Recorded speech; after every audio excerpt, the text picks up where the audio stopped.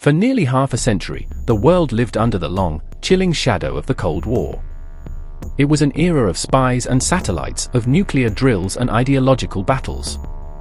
On one side stood the United States, champion of capitalism, democracy, and freedom. On the other stood the Soviet Union, the iron fortress of communism and state control. Between them, every corner of the planet became a chessboard: Berlin, Korea, Vietnam, Cuba, Afghanistan. But by the 1980s, cracks began to form in the mighty Soviet machine. The economy was stagnant, censorship stifled innovation, and the dream of a workers' utopia was fading under the weight of corruption and bureaucracy. Then came a man who would change everything: Mikhail Gorbachev, the last leader of the Soviet Union. Gorbachev introduced two bold reforms: perestroika, restructuring, and glasnost, openness. He wanted to modernize the Soviet system and ease tensions with the West. His reforms gave citizens more freedom to speak, criticize, and dream, but once the truth began to flow, it couldn't be contained. Decades of frustration, suppressed nationalism, and unspoken grief came rushing to the surface. Meanwhile, in the United States, President Ronald Reagan sensed a shift. Where once there had been confrontation, now there was opportunity. Reagan's famous challenge, "Mr. Gorbachev, tear down this wall," wasn't just a slogan, it was a dare to history itself. And in 1989, history listened. The Berlin Wall, that cold concrete scar dividing East and West, finally fell.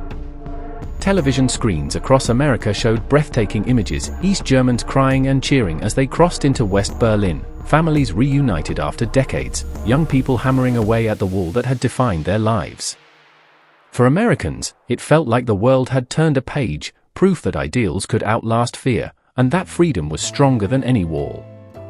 By 1991, the Soviet Union, once a global superpower, had unraveled.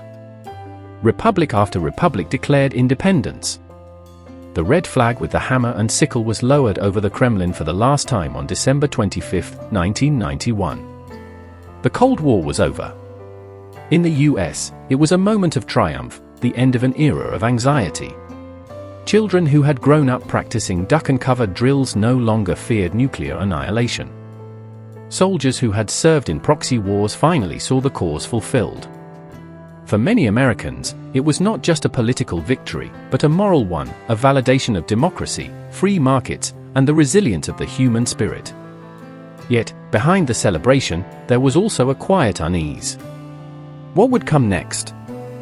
Without the Soviet Union as an enemy, what would define America's purpose in the world?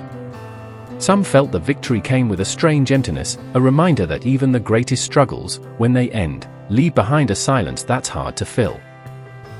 Still, the emotional weight of that moment remains unmatched.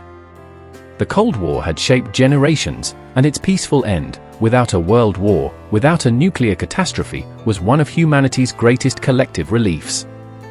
For the United States, it was proof that endurance, principle, and faith in freedom could change history.